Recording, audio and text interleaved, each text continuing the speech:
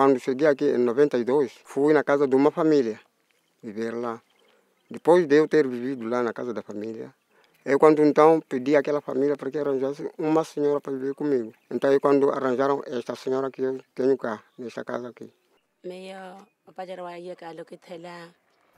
Perdi o meu primeiro marido e fiquei sozinha com os meus filhos. Anos depois chegou este homem e pediu para que me casasse com ele. Aceitei e passamos a viver juntos. Mas a vida não foi das melhores, porque ele era muito bêbado e violento.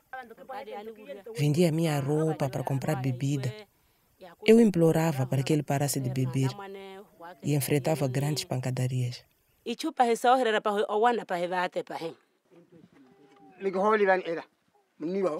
O que me fez estar eu a beber foi uma grande tristeza que eu tive. Essa tristeza, quando eu sentasse, sem que eu tomasse alguma coisa, nem eu não ficava bem.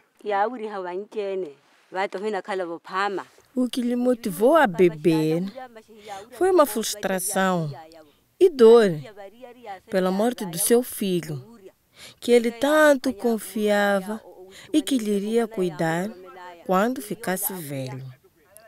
Quando morreu esse filho, ele perdeu a cabeça. E para esquecer, ia beber. Fazia muita coisa inconsciente. Então vi a melhor talvez estar a beber para talvez ver se aquela coisa passa-me na minha cabeça, não estar a pensar. Afinal das contas, é quando então aumentou-se o problema. Quando eu viesse, alguém me responder de qualquer maneira, por exemplo, a minha esposa, responder-me de qualquer tipo de maneira, então era problemas, questões de barulho, não sei o que. Não havia paz em sua casa. Panelas partidas, pilão cantava.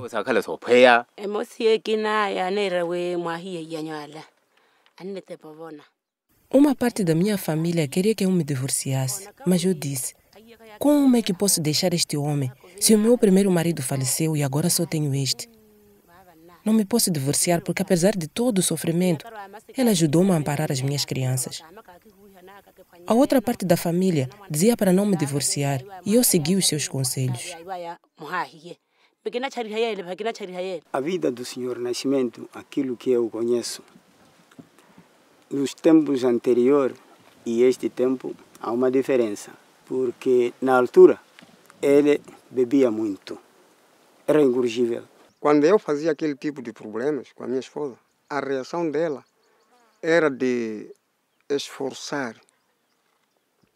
E ela dizia que, olha, eu não sei de nada. Quando as crianças adoeciam, íamos aos curandeiros. Eles nos informavam que elas tinham sido enfeitiçadas. E a minha mãe sempre recusou tentar saber mais sobre a morte das crianças, porque senão mais tarde poderiam causar mais problemas. Ela aconselhava-nos a parar de desconfiar e suspeitar da família.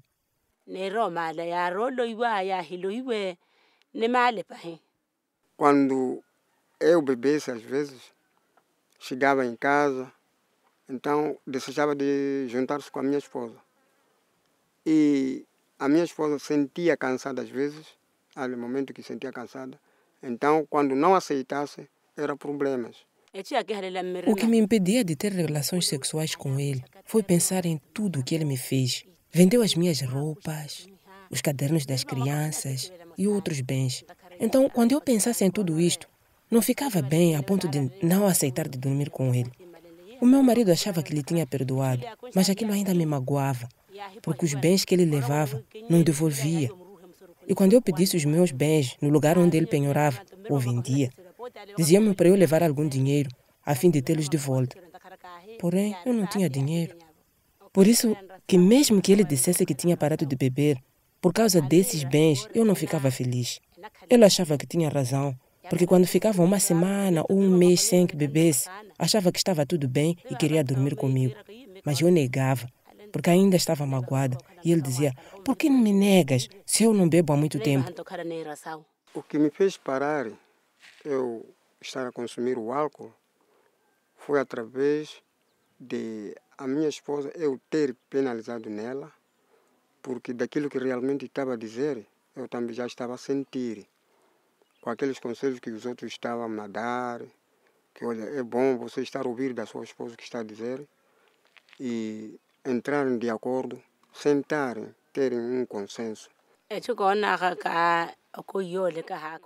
Quando sentamos e chegamos à conclusão de pararmos de brigar e de começarmos a produzir os nossos alimentos, termos e vendermos os nossos produtos, vimos que este seria o único rumo a tomar para cuidarmos dos nossos filhos.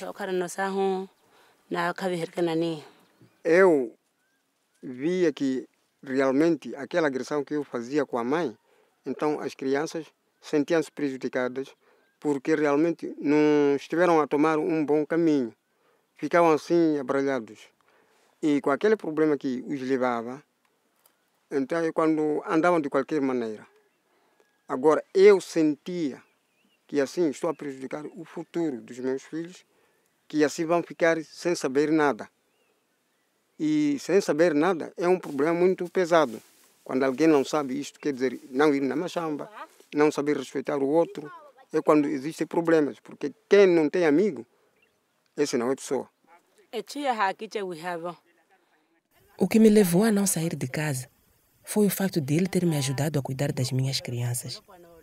E eu acreditei nos conselhos que me eram dados. Agora que ele mudou e seguiu os conselhos, pergunto-me, se tivesse saído à procura de outro homem, será que não ia sofrer e chorar? Daí que preferi aguentar, até o dia em que ele abriu seu coração para mim e deixou o seu mau caminho.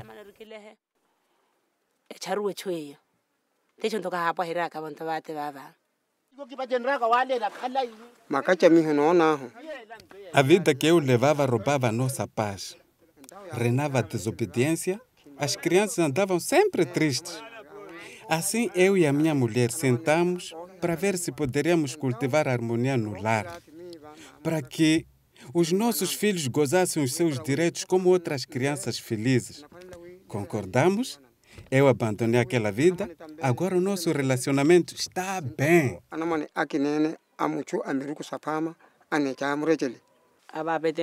Quando meu pai bebia, chegava em casa, batia na minha mãe.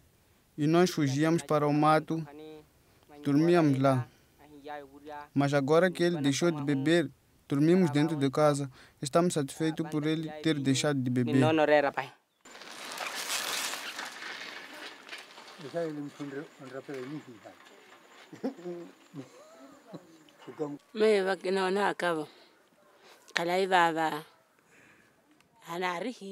O que eu vejo é que antigamente éramos pobres, sem roupa. Mas hoje em dia temos boa roupa. Os nossos filhos vestem-se bem, vão à escola. Agora conseguimos estender a nossa esteira e conversar. Hoje as coisas são diferentes. Temos uma nova vida. Comemos nosso óleo, peixe, coisas boas. Compramos carne ou galinha, nos alimentamos bem. As crianças vão à escola. Quando voltam, encontram comida bem preparada. Correm para os pais sem nenhum problema. Eu aqui sei muito bem que a pessoa tendo uma relação com uma outra mulher fora, cria problemas.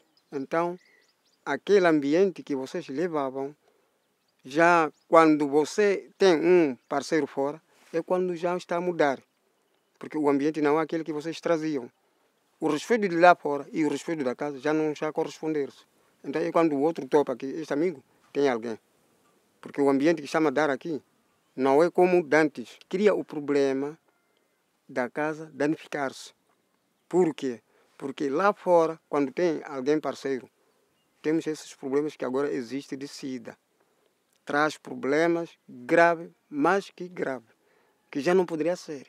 Por isso deve existir só um parceiro, que é a mulher, e assim como o homem ter uma única mulher, a mulher também ter um único homem. Então é quando vão viver de uma boa forma.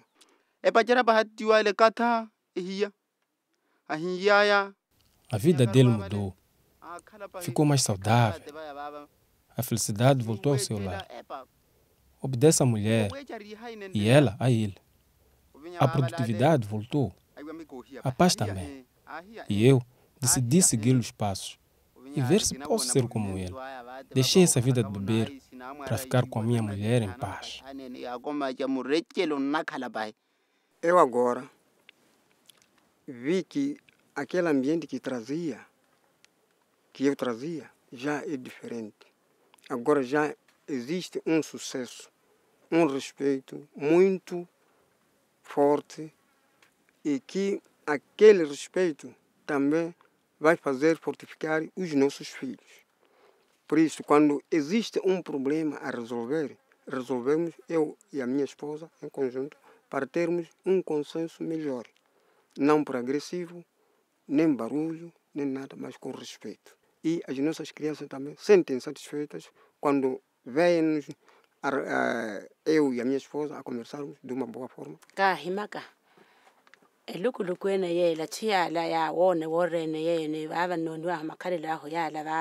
Agora as pessoas admiram este homem que não se entendia com a sua mulher.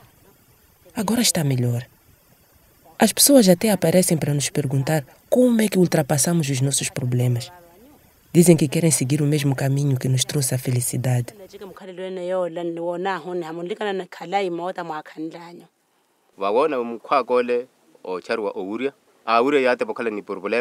O meu amigo deixou de beber, mas quando bebia era muito problemático. O corpo dele não estava bem. Entrou no projeto Rita e deixou de beber. Na altura em que bebia, se nos cruzássemos, não nos dávamos bem. Mas agora já nos relacionamos bem. E todos nós estamos bem, porque ninguém bebe.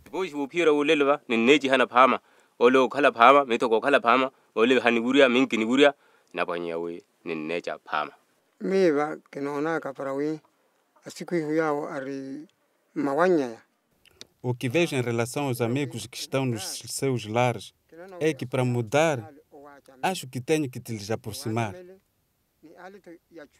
Se quiserem me ouvir, tenho que, em primeiro lugar, lhes dizer para ter um bom senso, para que aceitem os meus conselhos e acreditem em mim.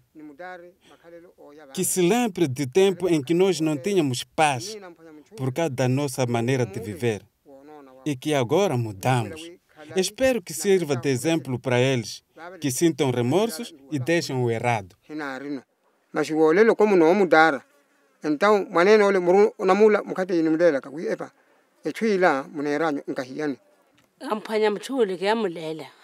Aconselho os amigos dele para ficarem bem nos seus lares.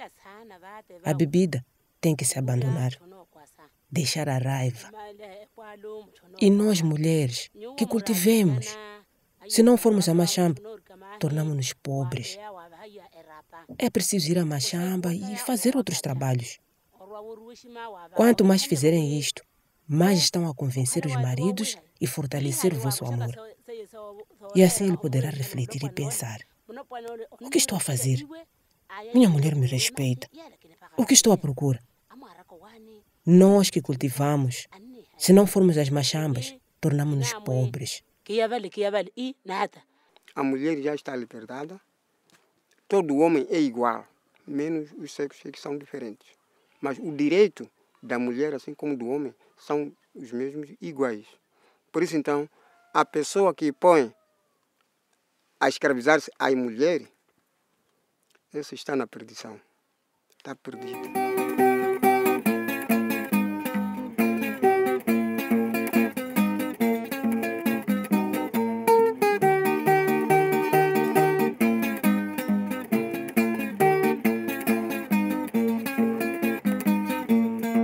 Malijalinja puru puru wana gatuna malijalinja puru puru wana puru puru kani mukwaga jalinja puru puru